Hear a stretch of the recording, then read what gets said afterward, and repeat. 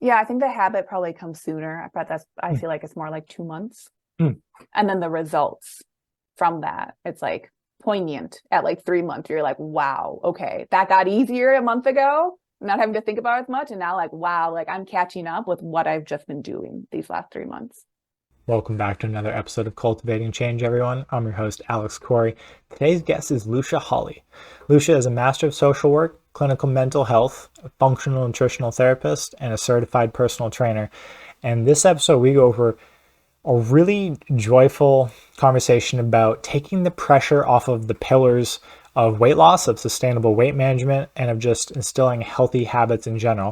And that's what she absolutely thrives at, the mental health, the mindfulness, and the self-compassion side of those scientifically backed habits that we all usually want to instill in ourselves just to be the best version of ourselves, but oftentimes have a little anxiety or neuroticism, especially for myself, that comes along with instilling the habitual nature and the discipline that we think comes with being a healthier version of ourselves. My whole love and interest in chatting with people is, especially in the health world, like if you're in a random career, maybe you don't have a real love of what you're doing, but I don't find that in the health world. Most people come to nutrition, come to fitness, come to health in general because they've made some dramatic impact on themselves and really care about impacting others and helping them get to their best version. So I would love to hear once more your origin story, so to speak. Like, what brought you into nutrition and the health field? Yeah, definitely. So it's a long and winding road, and I will be concise as much as possible or as much as helpful.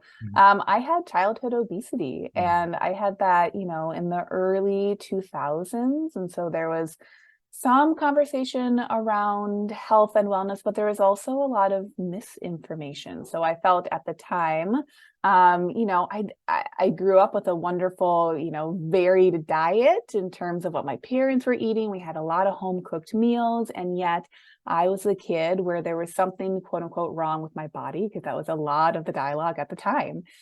So I was about 80 pounds overweight. And at the time, what actually started my awareness that the foods you eat affect how you feel was something that was very popular back then. It was Atkins. My parents put me on Atkins. And, when people hear that, they're like, oh my God, how horrible. It was actually really lovely because it showed me, whoa, food is powerful. And now, if you flash forward 20 years, like for sure, there's a lot more information I now have about nutrition. But that with Atkins, I was able to lose most of that weight. And it really instilled in me, it showed me so much. Not only was I, more heavy set, and my weight was truly affecting my life, my lifestyle. I was fairly inactive because it didn't feel good to move, like it's tough when you're carrying that extra weight, especially to that degree.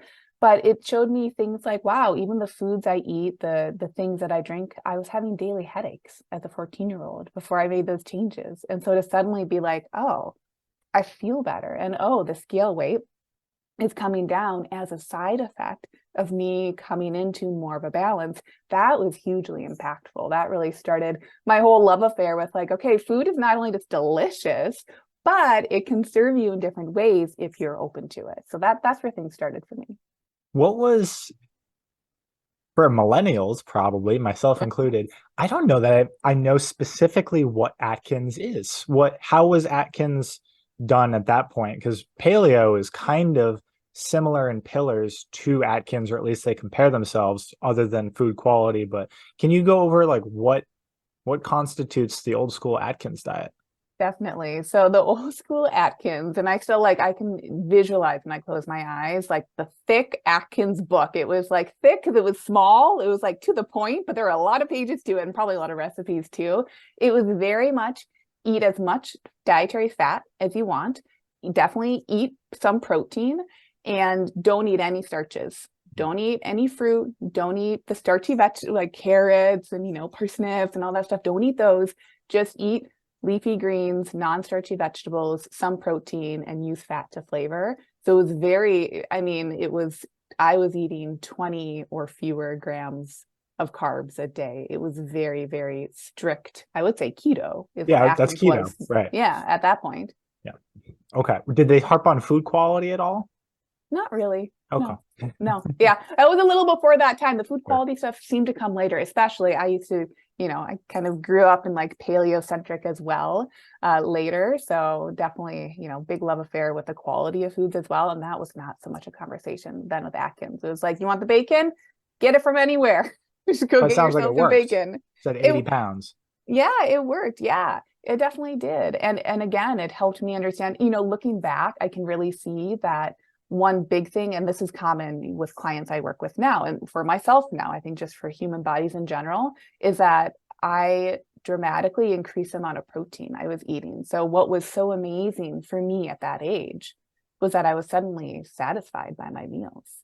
So that desire for snacking or feeling like I had a really big appetite and that was something wrong or bad, it flipped it on its head because now I was satisfied meal to meal. Yeah, so I love that you brought that shift up. What Yeah. I think most people are seeing now in the nutritional or the lifestyle space around embodiment and weight management, energy management is more of a all sides converging on protein centric. Yeah. Thankfully, it's less about energy, right? Fat, carbohydrates, and a lot more about if you want to cut through the noise and you don't need to necessarily optimize off the bat, you can do a lot of positive benefit just by focusing on protein. Definitely. And, a focus on protein too, because there's so much in the, as I'm sure in the wild world of nutrition and from what I see, nutrition and dieting. Oh my gosh, you start to see, I mean, I'm 6 feet tall, so I'm, taller than the average woman, right? So if I do a quick random Google search on how much protein I should be eating, it's 200 plus grams a day. And that can be good and fine for, someone who wants to achieve that. But there can be mixed messaging around how much protein where you feel like, oh my God, I could never. And then so many women don't even try. So I think there's also, nuance to the conversation of like, yeah, let's increase protein. It doesn't have to be the highest ever protein diet. It's enough protein at your meals that they help you feel good and satisfied until your next meal, which brings it back to common sense, which I think is so important when we're looking at our nutrition journeys, because we want to ideally, I think, be practicing the habits that we want to keep up with for the rest of our lives or, for a longer portion of our life. Yeah, the sustainability factor is the only factor. Like people get burned out.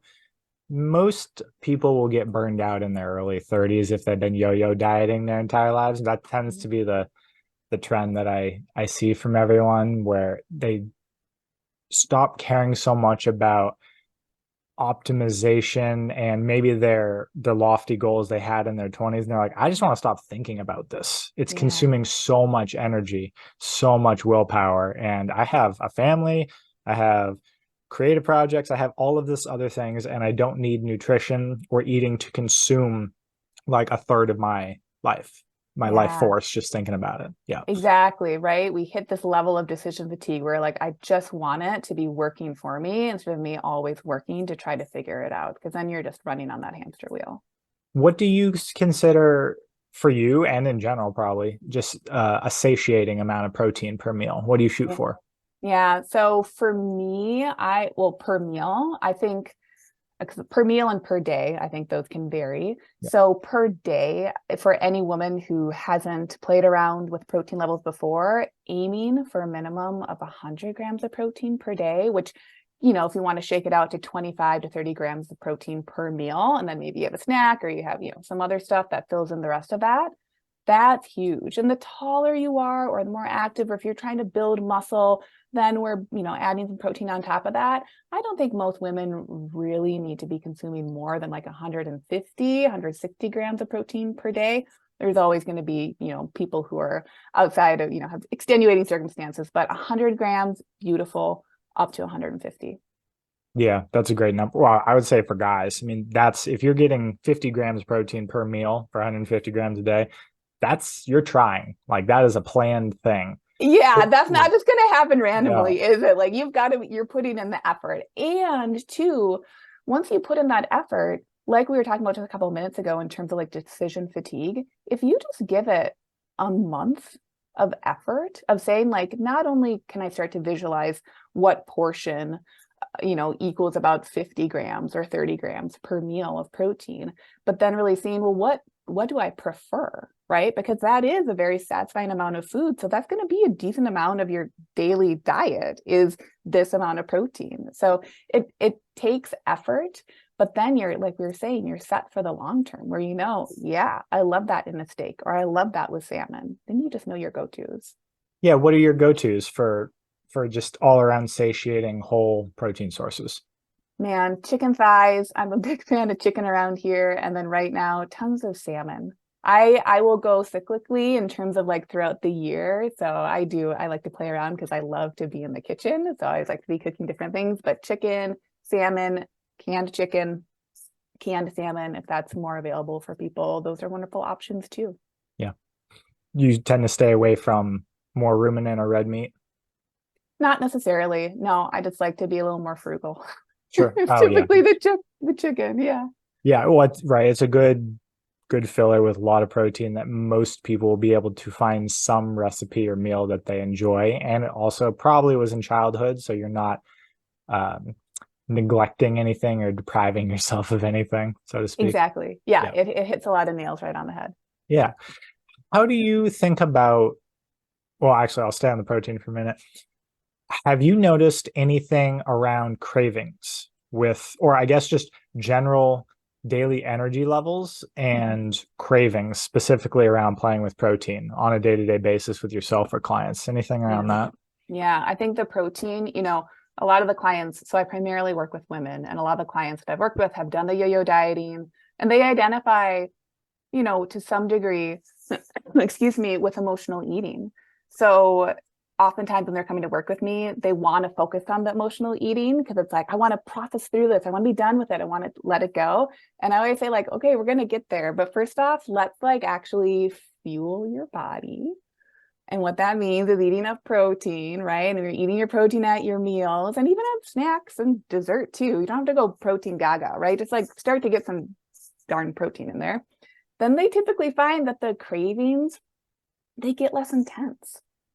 So you're still going to have food preferences, right? There's nothing wrong with like wanting a cookie or wanting something like, popcorn or whatever, like having some fun foods in there. But usually when we're increasing the protein, the cravings, the food noise really tamps down. That's what I find. Yeah. That's a good way to put that. I like food noise. Yeah. Have you played around, or what is the starting point that you think most, we'll go with women because that's probably what you have most experience with, are having protein wise in their day? Like, do you do food logs, or what would you guess that most people are starting at without putting any awareness around it? 40 to 60 grams. I do, I these days I do food logs, and we do like macro tracking and calorie tracking because I just wanted time to be very efficiently spent with them. And so typically if they're just letting the protein equal out what it's going to equal out, it's around 50 grams per day. And so doubling that to start probably is a massive mover. Yeah. Yeah, it does a lot. And I think, it also increases the volume of food that they're eating often. And that can be startling. A lot of, not all women, but a decent amount of the women that I work with, when we start together, they're like, Lucia, I'm having to eat so much food. Like, what gives? But then they're satisfied. Yeah. And that probably runs most of that's a hormone leveler. So people tend to feel a little more stable for the rest of the day. Just don't get as hangry and tend to make a little better choices.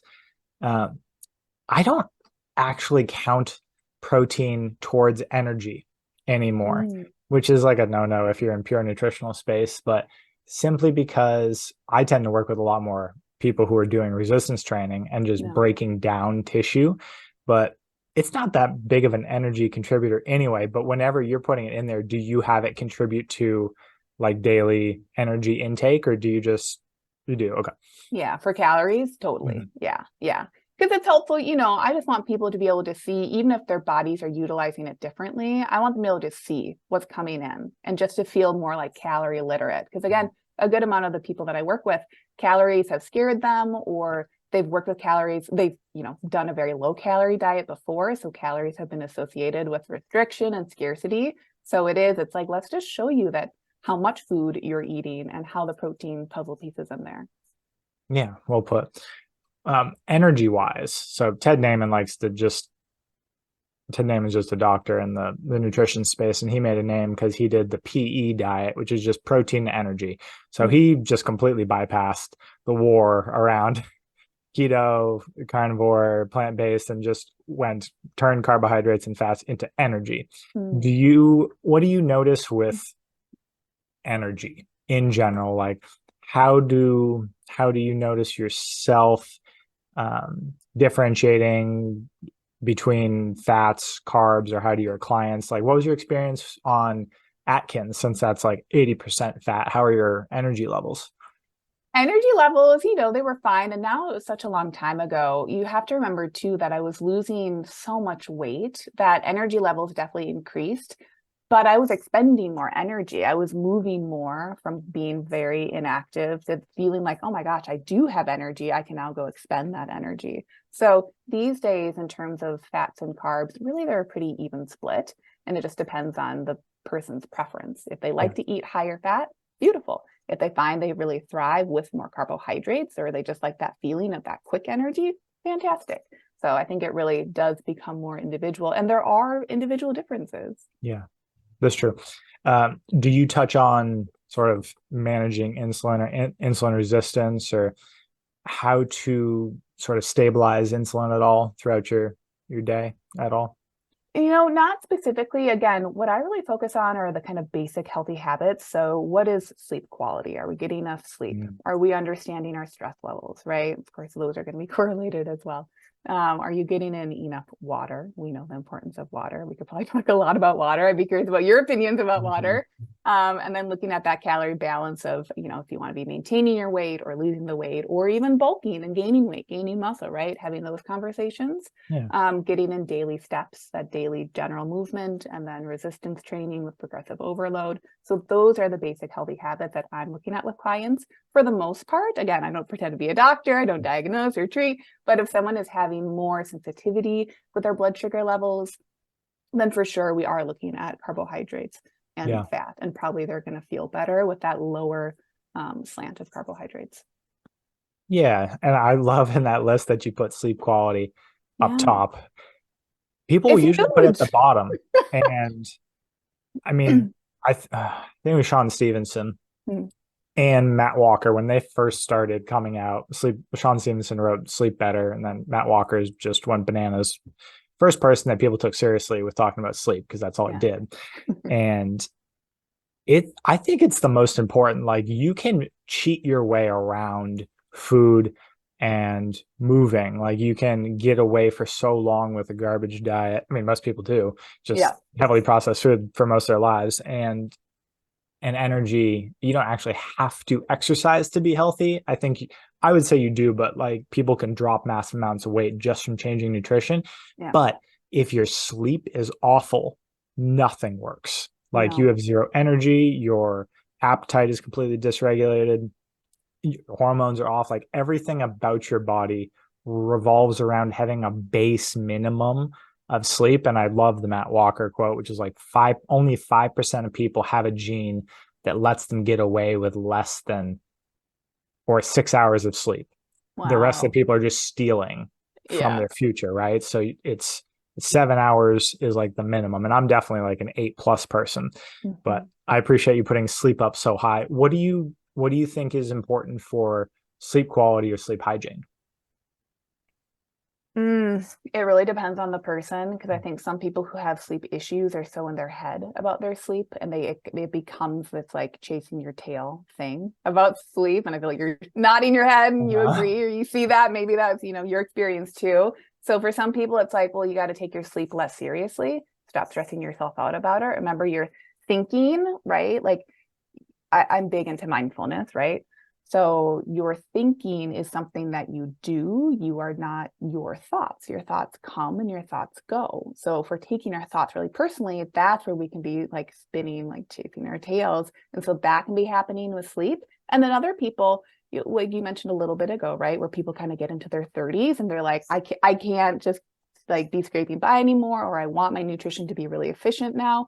I think in our 30s, that's often, especially for women, where we can't get away with the no sleep anymore. So I think a lot of people are just kind of starting to become more aware and self-aware that like, wow, I do have to have a bedtime.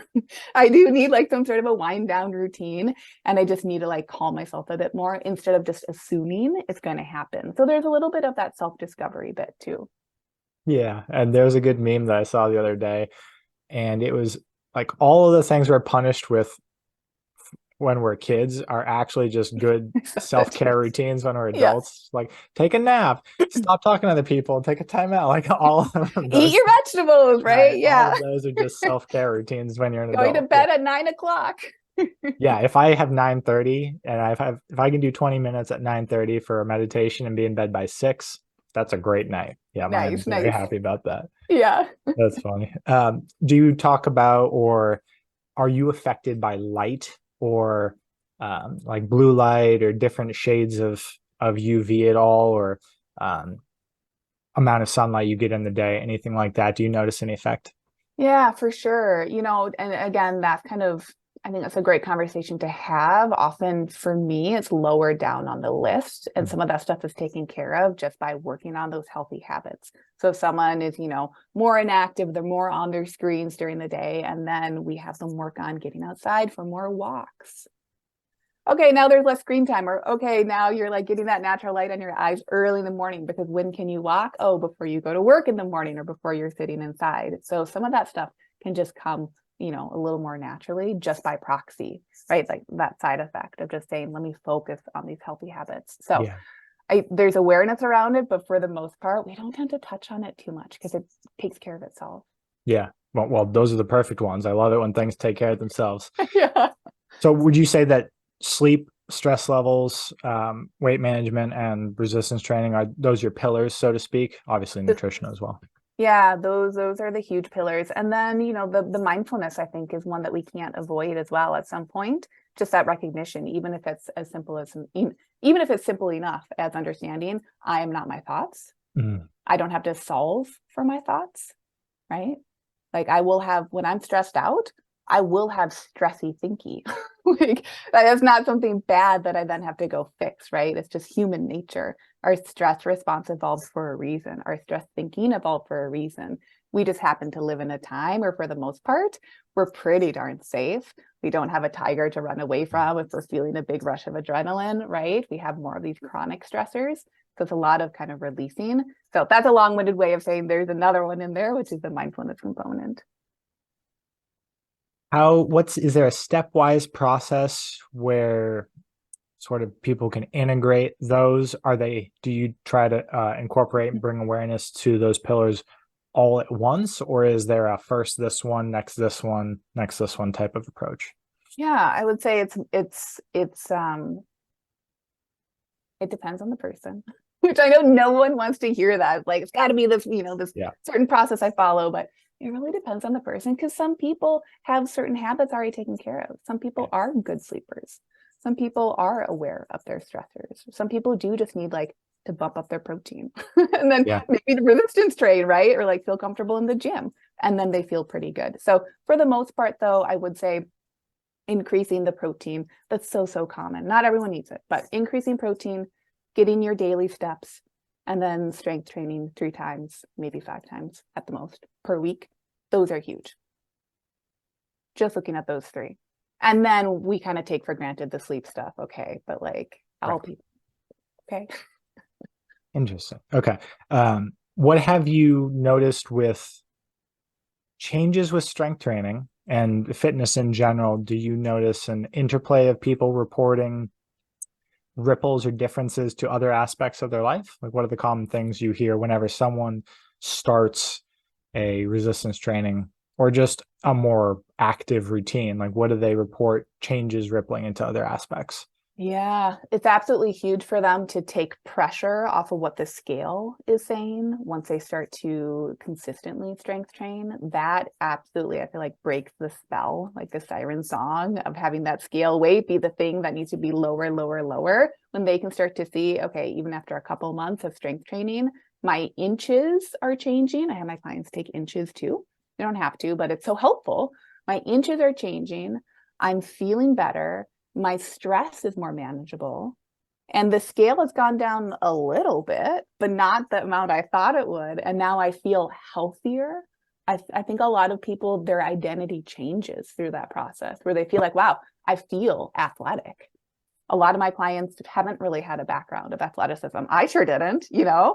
So I think there is that change that happens just via strength training. And they're not even, you know, if you haven't noticed, I'm not super hardcore, not super diehard about stuff. It's all this kind of gentle rolling in. So the strength training follows suit with that. You're not like killing yourself in the gym. You're lifting heavy stuff. You're putting it down a couple of times per week. And you're doing so that you can rest and recover, because a lot of the good stuff, as you know, happens when we're not doing the strength training. It's happening in response to that stressor. So that would be some of the big stuff.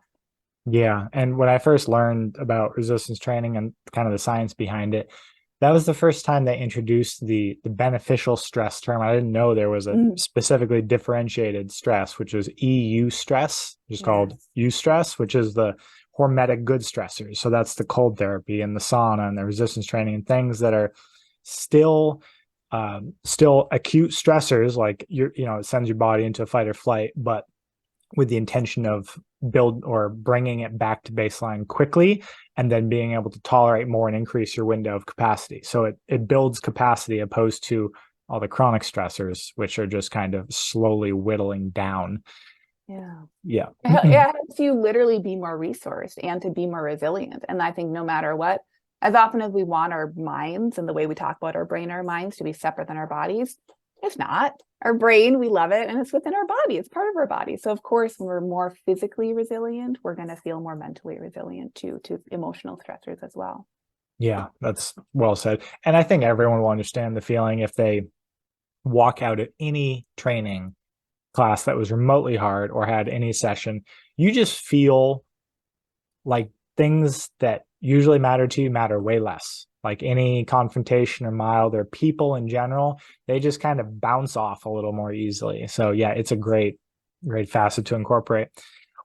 What are the nervous system awareness is huge on the online space now. And I had a podcast with someone about nervous system regulation and just stress in general. What do you use for your tools for your stress regulation? So maybe this is an interesting response, but I use barely any tools because a lot of the women who I work with, I actually work with a lot of, people who are in kind of supporting roles for others, caretakers, social workers, a lot of therapists, psychologists, psychiatrists. So they're people who are well aware that there's something going on with stress, right? Like they see it, they literally work with clients all day, every day about their stress. And then they're stressed out of their gourd and they're like, I know what I should be doing, right? I need another tool. Maybe it's tapping, maybe it's breath work, maybe it's this or that. So I think all those tools are great, but it's our own awareness of just the principles of life, that you're a human. I said this a couple minutes ago, you're a human. Humans think thoughts. Humans are not their thoughts.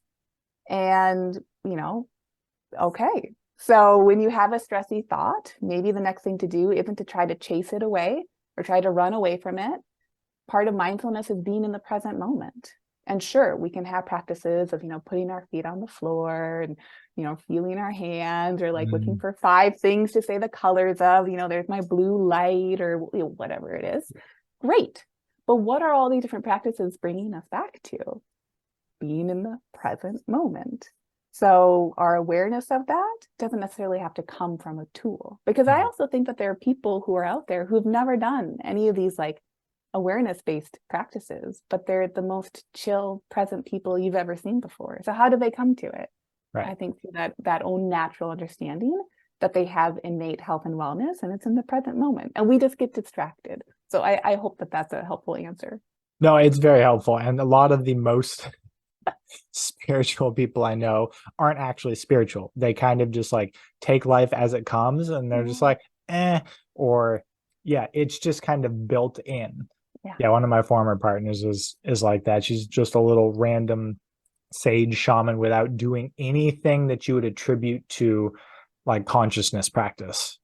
Just Wow. kind of life has taught her rather forcefully at times and less forcefully, but yeah, Yeah. just learning along the way has built in all of those tools. So some people definitely have the awareness. Yeah, They do. And, appreciate that.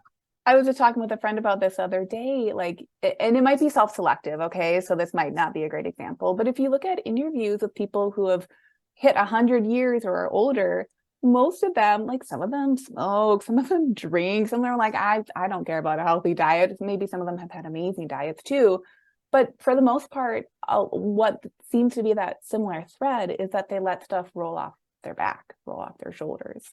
So I think that is huge. It comes back to sleep and stress management. If we can let life do its thing and really understand what we are in charge of ourselves, which is just coming back into the present moment, it makes a lot of other stuff kind of come into perspective. Yeah, exactly. Most of the blue zones, I think, people are getting away from the blue zones a little bit because there's so much conflicting information around them. But the one common thread, regardless of nutritional profiles, they all ate whole foods. That was the nutritional profile. Yeah. It was like social connection and stress management were Yeah. the big ones, right? They had really good connections in their lives and they just didn't care that much about they just didn't have that underlying stress all the time. Yeah. Yeah. Yeah. And Literally if you think, erodes. yeah, and if you think about, to me, I had my master's in social work, clinical mental health. So it's like I love, how people basically. And if you look at the people who are most well connected on that deep level, or who have those close relationships, maybe it's just with a handful of people and it's not a bunch of people, they're present. They're in the moment with the other person. Again, they're not always thinking about their past, or they're not always like freaking out about the future. They're present, they're having conversations. So they're kind of in their humanity in that way as well. So I think it makes total sense. Yeah. Are there any changes that you see in people that just surprise you, where you'll just tweak one thing or someone will discover something about themselves inadvertently through maybe a nutritional change or a fitness change, and they'll be like, I had no idea that. Are there any like common realizations that people have? Yeah, what a great question. I think a common one that surprises people is eating enough food will help them lose weight. I do think a lot of people are unintentionally stuck in that cycle of, okay, when I want to lose weight, I'll eat barely anything. But then they think that they're doing that because they're not eating all day. But then at the end of the day, they're eating these really calorically rich, maybe more processed foods that are putting them way above any sort of calorie deficit, probably into a bit of a surplus or maintenance. So even having a calorie deficit, because I do, like I said, work in the calories. We talk about the deficits versus maintenance, just so people feel really efficient with their use of time when it comes to tracking. Some of the women I work with are just like, I didn't know I could lose weight with this amount of calories because it feels high for me. So that can really blow their minds, because then everything else is easy. It's like, oh, yeah, I might have to bump up the protein a little bit, but it's not with a brand new to me food. It's just like having a bigger portion of the proteins I'm already getting. Like they don't have to completely change every single food that they're eating. It's just these small tweaks. What do you think the change actually comes from there? If they're doing, do you think it's because they just feel better and therefore have more energy to do everything else that contributes to weight? What do you think the change actually comes from when they eat more than they think they should? Yeah, I think a big part of it is that, for sure, the emotions of it, but it's also then they're eating in a more consistent calorie deficit. Whereas before they thought they were in a deficit because they thought they were thinking intentionally about their food a lot, but they were doing like a yo-yo unintentionally. They thought the yo-yo was something else, but they've been undereating, overeating. And where that has averaged out isn't actually maintenance even, right? Or a deficit. Is often a surplus. And they're like, oh, it's my hormones, it's me getting older. So it's putting that on its, the other way of saying, no, the deficit is bigger than like your deficit, your calculated deficit is plenty of food. It shouldn't feel like total restriction. It should feel like you're just kind of eating under your maintenance. So you're going to get hungry before your meals, but you won't be starving. And then you layer in, and now you're getting enough nourishment from enough protein, et cetera, et cetera.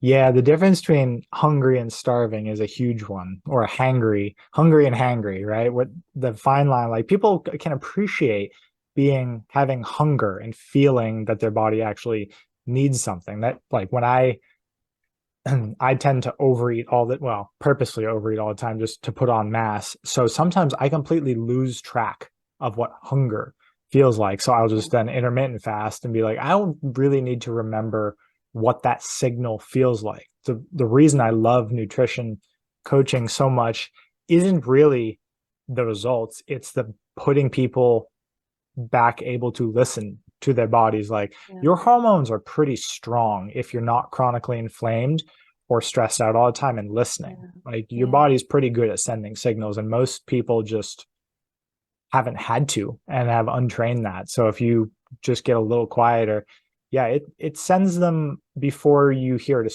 as a scream, right? Most people will hear the scream of hangriness before anything else. That's such good advice. Yeah, and then people believe that's what their hunger is, right? Yeah. And then again, for women, I do think messaging is different in terms of diet culture, et cetera, where it's like it plays into a lot of those extremes, or all or nothing, this or that, either or thinking.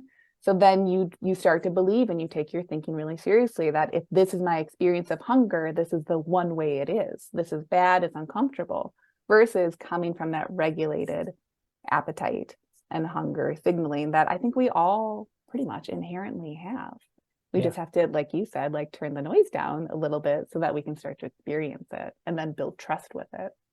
Yeah, that's a really good way of putting it, building trust with it. Yeah, you're trusting that your body is actually accurately communicating its needs. Yeah. Because it's weird whenever the trust thing is interesting for like sugar. Like I'm so sensitive at this point because I've been eating obnoxiously clean for 5 years, not out of choice at the start of it. I was cooking for a partner who had Hashimoto's, and that is just a very restrictive thing. But now I never really, I enjoy plenty of things, but sugar is one of those things that'll just like smack me in the face, like almost give me an immediate sore throat. I have such a reaction to it, like refined white sugar. So the caloric model pisses me off to some degree with things like that, where I will be hungry immediately in an hour, ravenous, if I do just a quick carb dump. Where if you just look at it for calories, you're like, this should sustain you for this long. I was like, no, I will be ravenously hungry in an hour if I don't jack up the protein. I think that's where people get a little, like, obviously calories are a thing, but if you eat cereal all day and no real protein, it just doesn't make sense based off of how you're feeling. Like if you just count 2,500 calories in all carbs, you're just gonna be really hungry all day, and that doesn't make sense. Yeah, exactly. And I do think that that was so much the experience of women in the 90s or even in the early 2000s. And now, but especially in like greater culture, that was totally it, of just eat less food, right?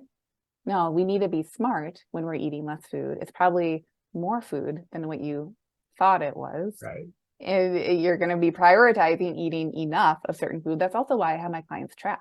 Because if I were to tell them, and I've had other clients, in the past where they didn't do tracking, right? And then when we looked at what they were eating, they're completely under eating. And no wonder it feels so bad to lose weight when you do it in that way. So for sure, there's more nuance to it. The macronutrients are important. Fiber content is important. There's a balance between unprocessed foods and processed foods for someone who wants that balance, right? Because we also have autonomy. So like your experience, you don't have to be eating the processed foods. No one's forcing any of us to eat the processed foods. But if we want to learn how to integrate them, then we need to practice that integration. What has been the most sustainable way for you or for people to integrate the processed foods back in once they know what sort of what their baseline is, and then they want to add a little enjoyment in? What's the way to do that without going overboard, so to speak? I think to plan it in every day. Yeah.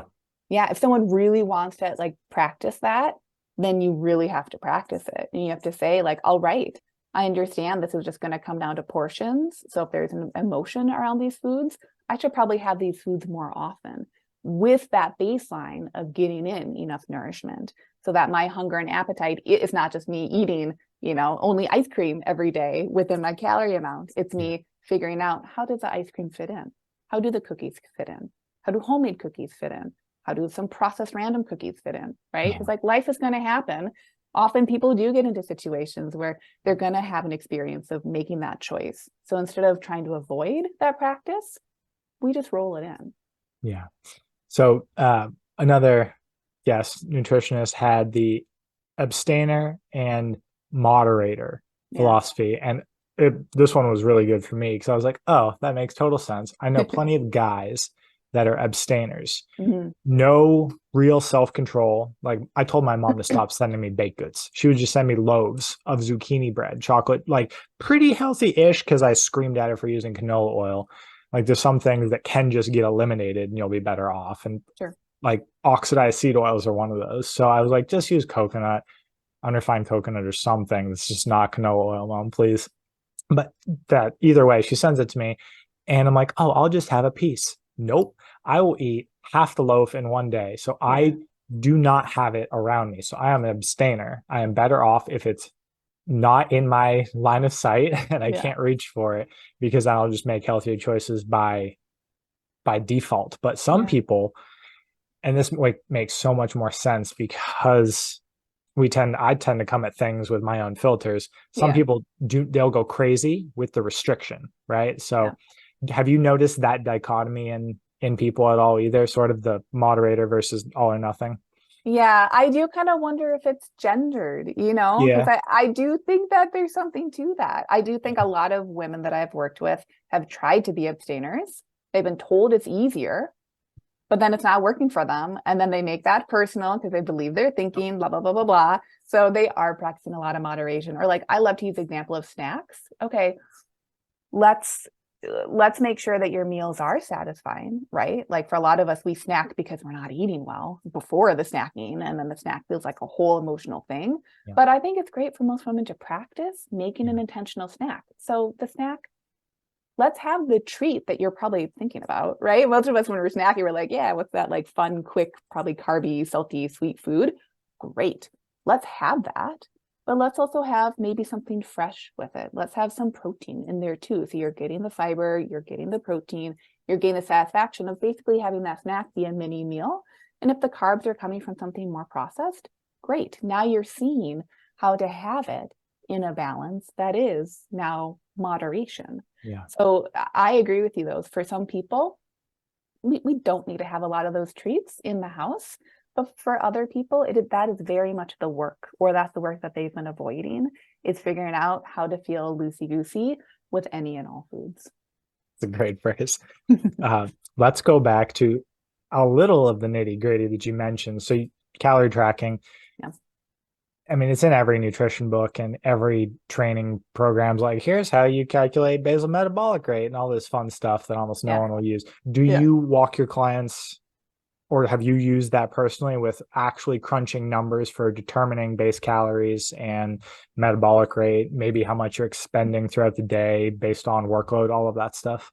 Yeah, I crunch those numbers for my clients. They're getting that individualized. I like to do those calculations, so I'm doing that for them. And then they start and they implement the macros that I'm giving them, which, if you're looking at the macros, and that means that there's some sort of a calorie amount that those macros add up to. So they're looking at the total calories, they're looking at protein, carbs, and fats. Some of them want to learn that stuff, so they do. But for the most part, I agree with you. It's the nitty gritty. And so just having the awareness that, oh, on days that I am more active, I expend more energy. That's usually, again, it's common sense, but sometimes we just don't think about it in that way. That, oh, if I practice consistently getting a certain amount of steps in, that's an activity level, right? And if I do that daily, that's my general activity level. And how much energy my body needs for that might be different than if I did something different, right? If I were, competing in some athletic event, or if I had an injury and I had to like sit a lot and expend less energy. So we talk about it in those real life ways, but I do the numbers because I love that stuff. Yeah. What's a good step count, since that's come up a couple times? I think walking is probably the best thing people can do Yeah. for like metabolism and longevity and just everything in general. Yeah, I agree. Yeah. Because it's great for sleep, right? It helps us be ready to sleep at night. It's great for stress relief. It's helping with our eye movement. There's so many different ways that we could be thinking about what it's doing to help support us. I think it's unfortunate that people poo-poo on that 10,000 step number because they say it's based off of faulty, what the study from Japan or whatever else. I think 7,000 minimum is beautiful. Yeah. And I also think between 7,000 and like 14,000, right? 13,000, which ends up being in that middle. What is that? 10,000? Right. I think that's great. But it depends on where someone's coming from too, right? If they're coming from more inactivity, then let's try 5,000 and then we build from there. But for most people, 7,000 is a great starting off point. And then if we can get to 10,000, I think that's a beautiful amount of activity. How much activity is that for? And I've seen at least 10 studies, not huge, but all of them the benefits start to change around 6,000. So I think 7's a great number because that's above the baseline that I've seen floating around. What does that feel like? What does 7,000 steps feel like for most people? Yeah. So, usually about every 2,000 steps is a little bit under a mile. So that's going to be maybe 3+ miles of walking a day. And so if you want to get that all in like an actual walk or a couple of walks, beautiful. But if you're wearing a movement tracker and you're doing a lot of chores, or you're just like a little busybody around the house, so many people get a ton of steps just from daily movement. And we don't know that, right? Or we don't know that is impactful. So yes, mile counting can be helpful just to start to understand, okay, 2,000 steps is about this amount of, or like 1,000 steps is about 10 minutes or so of walking a day. But walking and movement can be a little bit interchangeable too. So it's mostly just about moving more, which can seem a bit vague, which I hate to say, but it's okay. Again, common sense. Are you just up and doing stuff? That's huge. Right. Yeah, I didn't know what that felt. I hadn't been a big tracker type of person because I am so logical and a little too anal about most things. So I've tried to detrack. Yeah. And I was during the summer, like a couple months ago, I was just fried. Like every day I was like, why am I so tired on days when I'm not even doing like heavy resistance exercise? And I get up and I go for a walk around the lake next to my house. And then I co-manage a farm. So I go up and do like 2 to 3 hours of farm work in the summer. I had my tracker on. And by the end of the day, I was hitting like 20 without doing anything planned. And I was like, oh, okay. I'm just moving a lot. That's why I'm fried. Yeah. Right. Which is, again, coming back to when we can use that tracking and have it be more neutral, which is a practice, which is where that mindfulness comes in. Because if we want more activity, let's say we do want to be more active, because you're like, this is how my life happens, is that I'm farming and I'm making this stuff happen. And it includes me being physically active. Great. Now we can ensure that you're eating enough so that you're actually fueled, right? So there's this like athleticism that I think some of us can take for granted. That's what it sounded like to me when you said that. I was like, yeah, you got to fuel if you're going to have those active days. So that information, it can be so helpful. Yeah, especially in the men's space, like there's as much potential body dysmorphia as in the female space, except ours is usually gaining mass and being sort of the discipline, the like beat down sort of structure. So especially if you're in that and you might still feel a little overweight, like most guys do. I tend to be the anomaly. My body type tends to be the anomaly. They will often have this is good, I still need to lose weight. So they'll do the beat down consistently, but not eat enough because they're like, hey, this will make me lose weight. And I was like, yeah, you need to still eat a ton. Like, I think, like you said, 200 calories less than your baseline doesn't feel like a lot. And that's sustainable loss, right?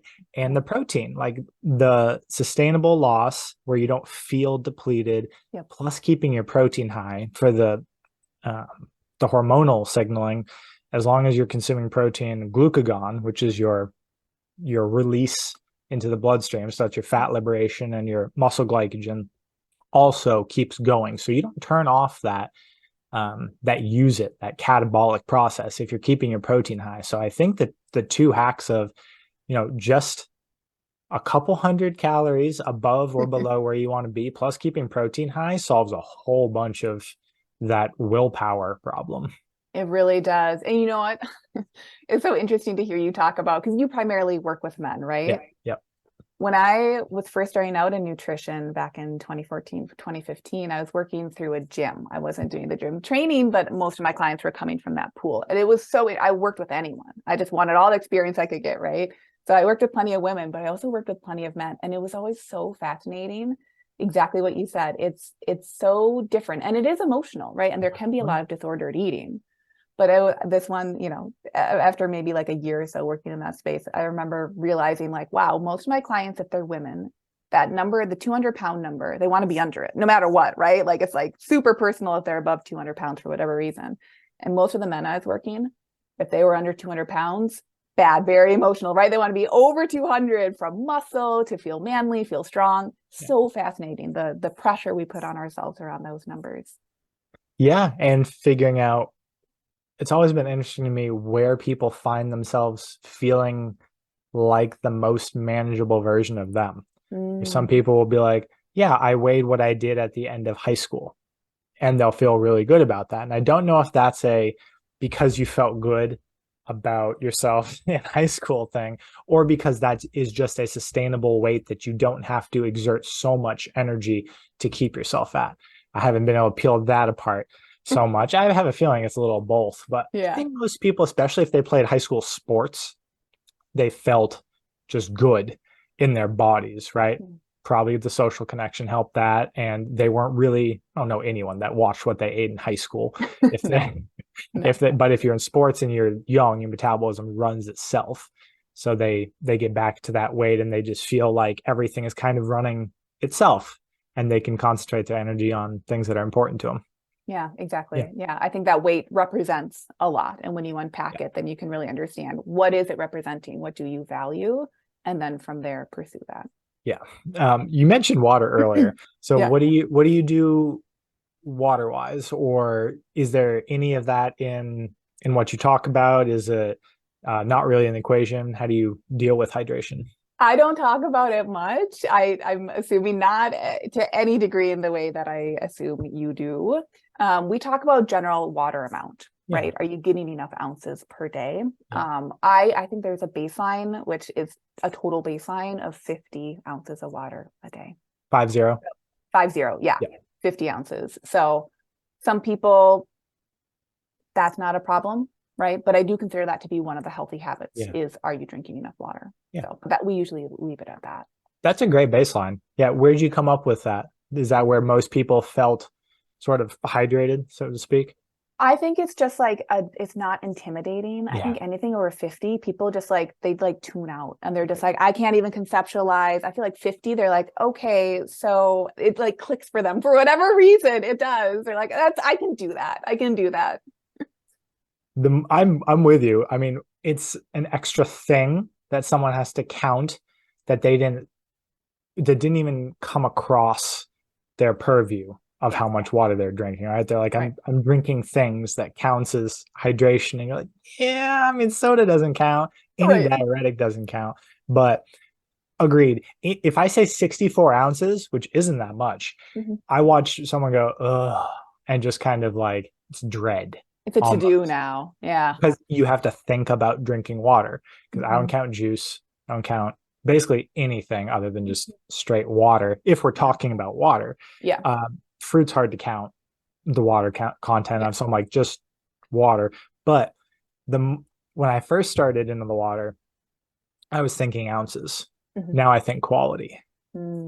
Because the same thing for food, right? It's like, if you're a bodybuilder, you don't calories, or you just need excess calories, but the inflammation that comes from bulk, quote unquote, like dirty bulking, just eating whatever and anything, will do more harm than good over the long run. It's kind of the same thing with water. Is I'd rather people do like very certified clean water.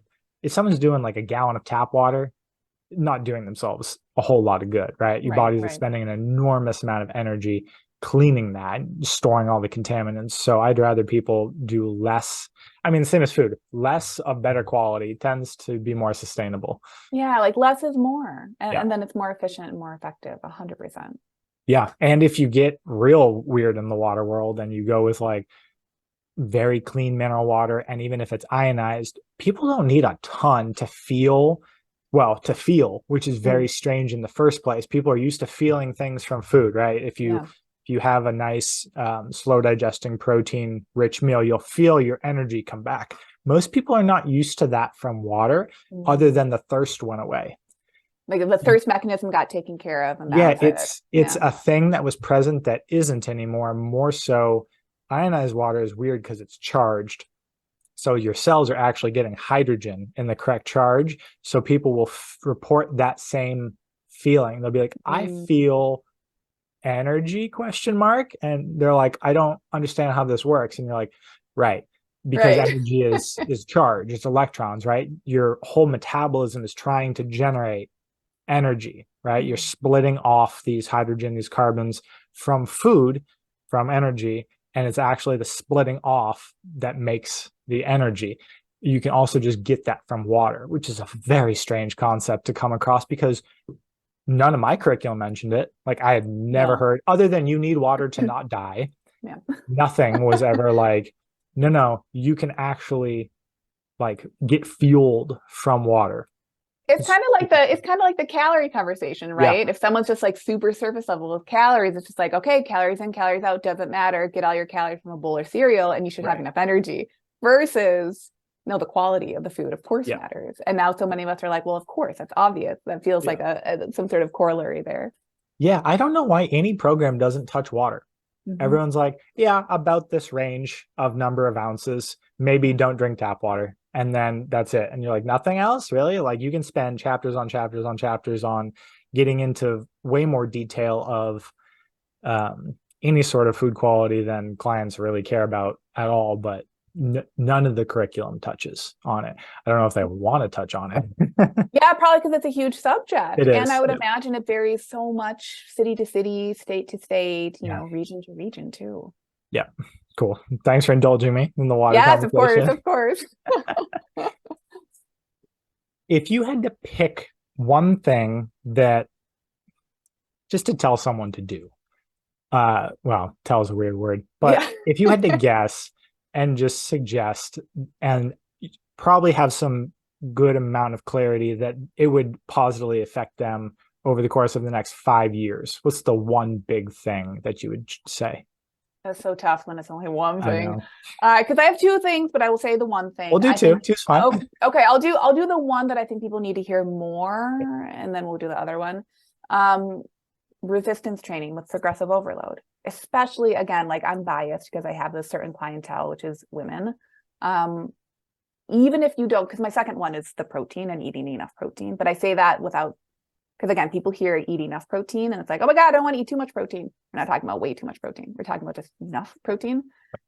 But the strength training in and of itself, I think that mechanism, and this would be interesting to study and look at more, but I feel like I've worked with so many clients over the years that if they just start strength training, even that I think almost takes care of the protein. I think they actually start to have an appetite for more protein and they don't know where that's coming from.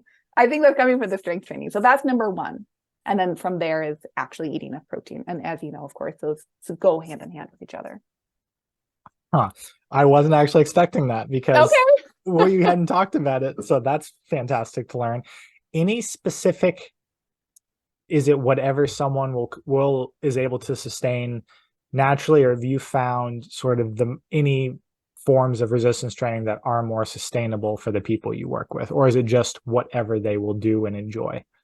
I do think whatever you will do and enjoy, but I also think it's okay to do things that you aren't sure if you enjoy yet and to do them consistently and then see if you're open to continuing to do them. I think strength training can be so efficient in terms of time use. I don't think we have to couple much cardio with strength training. When I program for my clients, it's very much we're just making sure we're hitting these different basic body parts and then we're moving on and we're doing that consistently every couple of days. And that can be such a revelation for women, because even the strength training stuff, like that general kind of diet culture lens, is like, do it high intensity, make it efficient, like do jumping jacks or do kind of, I used to work in CrossFit area, so I have a love of CrossFit, but do the CrossFit style where it's the Metcon and the strength training. And I think that's just way too complicated for most people. We mostly just need to be picking up some heavy things every couple of days. And then as we do that, of course, the things are going to get heavier. And that's the progressive overload, is that you're letting it get heavier over time because you're doing it consistently. Yeah, you just recited the primal movement model. So yeah, exactly. Thank you for that. Yeah. Well, and put in the step count in there. So you just put in your lift heavy things a couple times, maybe test your maximum once in a while when you're feeling good, and then just walk a ton is basically the ancestral model, because no one and their mother likes being burned out from consistent, like hard resistance trainings all the time. Exactly. And for a lot of people that I'm working with, they haven't strength trained in this way before. And so for at least like the first 6 months, I want to say, so much of the practice is just getting their skeletal system, their ligaments, their tendons on board with these movements. So yeah, like the weights are going to feel heavy. But once we drop our egos, it's very much just like, we're just getting kind of our health all like lined up, all those healthy habits, like our ducks in a row. That's great. Timeline. So James Clear, which is Atomic Habits, the guru on habits, so to speak, has a timeline for, the 1% better every day, and the inflection point for the time at which that 1% starts to build, and the base of an exponential hockey stick. Have you seen any consistent timelines for that, like whenever all of those healthy habits start to stack and people start noticing like dramatic increases in either the ease or energy or something, where they start reporting like, oh, I just hit a certain point and everything shifted? I think 12 weeks. I think so much goodness can happen in 12 weeks. And I think that also, takes the pressure off too. Like if you're really inactive and we're working on steps and you're starting out with like 2,000 steps a day, okay, in 12 weeks, you could pretty naturally and effortlessly bump that up to probably almost close to 7,000. And then there you go. You have that habit for the rest of your life. And it took you really a couple, 3 months to do that. Amazing. Would you say that's the same time frame for building a habit in your experience? Or is there, if you're just focusing on one thing, trying to build my definition of a habit is literally an unconscious routine that you have to put zero willpower behind. What have you found? I think the habit probably comes sooner, but I feel like it's more like 2 months. And then the results from that, it's like poignant at like 3 months. You're like, wow, okay, that got easier a month ago, not having to think about it as much. And now like, wow, like I'm catching up with what I've just been doing these last 3 months. I think the averages I read were 66 days. So that's pretty close to, that's good though, because that's real. I always wonder where they get those numbers from. Like you always hear 21 days and everyone's like, no, like that's the start of you thinking about it every day. 66 days, a little over 2 months is, then it's in your mind and your body will almost like get you up to do it. And then would you say like 6 months or so is like really lifestyle sustained? It's like built into your identity almost. Totally. I don't think it has to take a full year. I think if you just double that time frame of you sticking with the habit, you've done it for 3 months, you do it for another 3 months. Cool. You're golden. You're totally golden. And again, it took off that pressure, because I'm always going to be speaking towards, the people that I work with the most, which tend to be women. When you take off the pressure of trying to figure something out in those 3 weeks, I think the 3 weeks kind of scratches like the dopamine itch, where a lot of us are like, well, I can be motivated for 3 weeks, right? I can rely on my dopamine. Okay, at 66 days, you're not relying on the dopamine hit of a crash diet. You're actually just implementing the thing into your life and lifestyle. Yeah, that's perfect. That's a great way of looking at it too. I haven't thought about it like that, but you're right. You're working off of like that novel reward for a little bit, and then it actually becomes enjoyable after that. 21-day challenges do work, because there is a lot of that like 0 to 40% immediate gratification, right? And you're like, I want to see where this goes. I want to see Yeah, there's nothing wrong with doing something for 21 days. Like again, when I was starting out, I was running these group classes, and part of them was it was basically like a primal challenge Yep. in those, right? And so we'd start class, you get used to things, and you do the challenge for, after like starting the second week, and then we'd have a week afterward to kind of decompress and chat through things. You can feel amazing. People stopped having their seasonal affective. They dropped 16 plus pounds. Like so many great results can happen in 21 days, but results and habit change are different. So that can be really motivating for its own reasons, but just the reasons how we're coming to it. Like I have plenty of clients where they don't want to start another diet, but naturally, because they've practiced diets, even if they're telling me before they sign up, I don't want this to be a diet. It's somewhere in the back of their head, they're like, why is this a diet, right? Yeah. So it's so natural that we want to dietize anything. It's just because it was a habit of ours. So if we're unpacking that, it's probably naturally going to come up when we're doing these. Like they're less sexy, these habits, right? These lifestyle habits, the healthy habits. It's not that sexy to just like practice drinking your water or to go to sleep at a reasonable time, right? It's not like we were joking about before. It's the stuff that we're like teaching kids. Okay, go to bed before 9 o'clock, eat your vegetables. It's common sense. So it's not going to be like supercharged with all these emotions, but it's almost ironic because if people kind of tune into what they're actually looking for, it's a sign that you're on the right track when it gets boring. It should be kind of boring to go for your daily walk. It doesn't mean it's not enjoyable. Right. But like if it were to take up a lot of your decision-making faculties every day, that's not something good really for you to do every single day. It should get boring. It should be like brushing your teeth. Is it really emotionally charged? Probably not. Maybe once in a while you're really excited to brush your teeth, like you can be like, I'm ready, to feel refreshed, be ready for bed. But how many of us have practiced brushing our teeth and it's just part of our lives? It's neutral. I think that's kind of where I try to get my clients to when it comes to their habits is, can we just get this to neutral? And then you can repeat it without it being this big emotional process. Yeah. James DeNicolantonio has a similar thing. All of his tweets, I mean, he's been going on a healthy lifestyle bender for 2 years. That man cranks out books. I don't understand how he writes books so quickly, but most of his tweets are like that. They're just like, make this really boring. Just like do this many weight lifts. Like you can forget about the nuancy details unless you want to unless you're that type of person. But yeah, make your eating, make clean eating boring, make your resistance training boring, make your sleep boring, all of your baseline, the foundation of your life, take all of the charge away, leave that for your experiences and the things, the relationships, the things you actually care about. Yeah, make the embodiment stuff a little boring, which I like that. I like the neutrality of it for sure. Yeah. I think it's very powerful. And who would have thought at first that like the more boring it is, probably the more powerful it is. Right.